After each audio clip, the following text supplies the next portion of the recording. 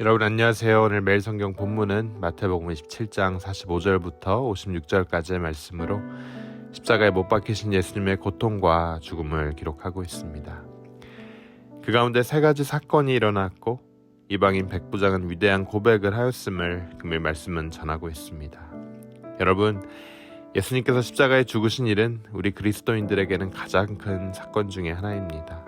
주께서 십자가 고통 중에 죽으셨기에 우리가 구원을 받았음을 알기 때문입니다.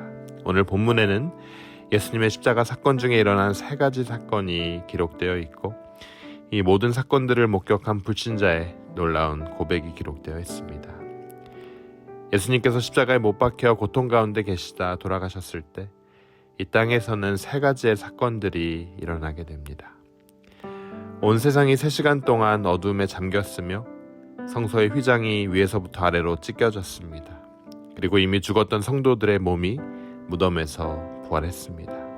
이 세 가지 사건들은 각각 무엇이며 또 무엇을 의미하는지 우리가 함께 본문 안으로 들어가 보도록 하겠습니다. 여러분, 예수님께서 십자가에 못 박히셨을 때 일어난 첫 번째 사건은 무엇입니까? 첫째, 온 세상에 어두움이 임했습니다. 마태는 45절을 통해 제60부터 제90까지 온 세상에 어둠이 임했다라고 기록하고 있습니다. 이 시간대는 해가 중천에 떠 있는 때, 즉 정오부터 오후 3시까지의 시간입니다. 45절 우리 함께 읽어보도록 하겠습니다. 마태복음 17장 45절이 이렇게 전합니다. 제60부터 온 땅에 어둠이 임하여 제90까지 계속되더니 한창 해가 떠서 세상에 빛을 비춰야 하는 시간에 온 세상에는 어두움이 임했습니다. 세상에 빛으로 오신 예수님이 십자가에서 엘리 엘리 라마 사박단이라고 고통 가운데 부르짖은 이때 세상에 어두움이 임했다는 거죠. 예수님께서 찢어지는 육체의 고통을 겪으실 때 온 세상에는 더 이상 빛이 남아있지 않았습니다. 우리의 무거운 죄를 대신 지신 예수님께서 십자가 위에 계셨을 때 고통이 얼마나 크고 또 수치스러우셨을지를 분명하게 보여주는 사건입니다. 여러분, 예수님께서 십자가에 못 박혀 돌아가고 계실 때 어떤 일이 있었을까요? 둘째, 성소의 휘장이 위에서부터 찢어졌다고 본문은 전하고 있습니다. 온 세상에 어두움이 임한 후 예수님은 떠나가셨습니다. 완전한 인간으로 오신 예수님의 육신이 죽음을 맞이한 순간이었어요. 바로 이때 어떤 사건이 일어났습니까? 마태복음 27장 51절이 전합니다. 이에 성소 휘장이 위로부터 아래까지 찢어져 둘이 되고 땅이 진동하며 바위가 터지고. 성소에는 휘장이 2개 있었습니다. 하나는 성전의 안뜰과 성소를 나누는 휘장이었고 또 하나는 지성소와 성소를 구분하는 휘장이었습니다. 이 2개의 휘장이 예수님의 죽으심으로 인해 찢어졌다라고 본문은 전하죠. 성소와 안뜰을 구분하는 휘장이 찢어짐으로 인해 누구든지 성소 안으로 들어올 수 있게 되었습니다. 제사장들만 들어가서 금촛대와 진설병이 있는 떡상과 향단을 관리하였지만 이제는 바깥 휘장이 찢어짐으로써 누구든지 성소 안으로 들어올 수 있게 되었습니다.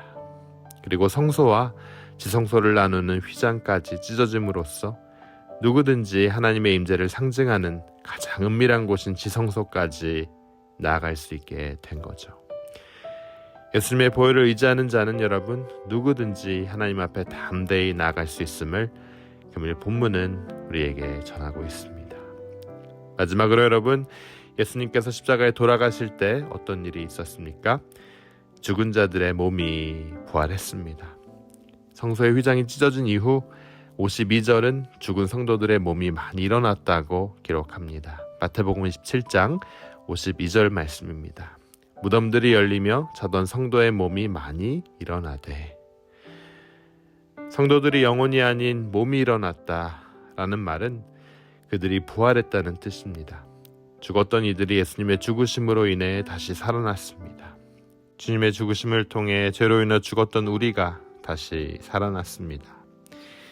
이 놀라운 사건은 예수님께서도 3일 후에 부활하실 것을 미리 알리는 사건인 동시에 예수님의 죽으심을 통해 모든 인간이 구원을 얻고 부활의 소망을 가지게 되었음을 가르쳐주는 말씀이기도 합니다. 예수님께서 버림받으심으로 인해 우리가 구원을 얻었습니다.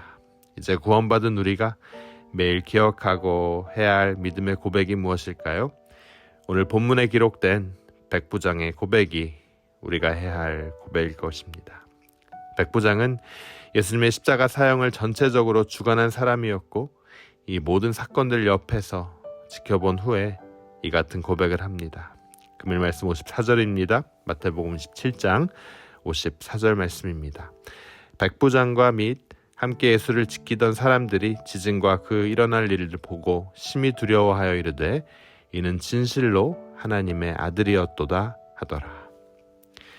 백부장이 고백한 진실한 이 고백은 마태복음 3장 17절을 통해 하나님께서 말씀하신 내용이자 또 마태복음 16장 16절을 통해 베드로가 한 고백과 일치합니다. 예수님께서 버림받으시고 십자가에서 죽으심으로 통해 제자들뿐만 아니라 이방인들까지도 예수님이 하나님의 아들이시며 그리스도이심을 진실하게 고백하게 되었습니다. 백부장의 고백이 오늘 우리 모두의 진실한 고백이 되길 주님의 이름으로 축원합니다. 세상은 예수님을 부인하고 우리를 향하여 어리석다고 말해야도 예수님은 우리의 유일한 구원자요 진실한 하나님의 아들이십니다. 세상의 유혹과 핍박 중에도 이 고백이 우리의 입술에서 끊어지지 않길 주님의 이름으로 축원합니다.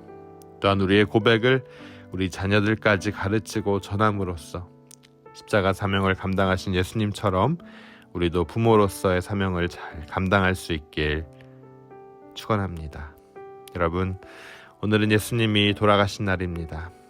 그 죽음의 의미를 기억하며 예수님께서 주신 그 하늘의 소망을 우리가 갖고 나아가는 여러분 되시길 다시 한번 축원합니다. 우리 함께 기도하도록 하겠습니다. 주님 은혜 감사합니다. 우리를 위해 십자가 위에서 고통 중에 돌아가신 주님의 그 사랑을 기억하며 우리도 백부장같이 하나님의 아들이신 예수님을 더욱 사랑하겠습니다. 그리고 예수님의 사랑을 우리 자녀들에게 또 우리 이웃들에게 전하겠습니다. 우리를 도와주시고 이 신앙 고백이 대대손손 이어질 수 있도록 하시며 믿음의 복이 충만한 가정 이룰 수 있도록 허락하여 주시옵소서. 이 모든 말씀 예수 그리스도의 이름으로 간절히 기도드립니다. 아멘.